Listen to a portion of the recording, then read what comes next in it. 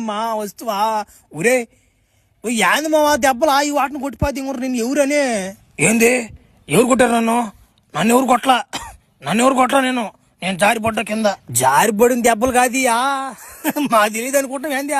నేను చూసేసాం ట్రైలరు నా మాట ఉతికాడ దెంగతున్నాళ్ళే చూసే నేను ఫేమస్ అన్న చిన్న కొట్టుడు కాదురేదియా చూడు మావ ఎట కొట్టిపోతే ఉన్నాడు ఆయన నా మాట నాకేం తెలుసురా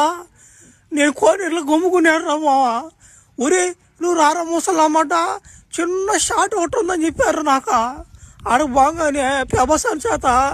నిజంగా కొట్టిపోతే ఇంకేం రోజులా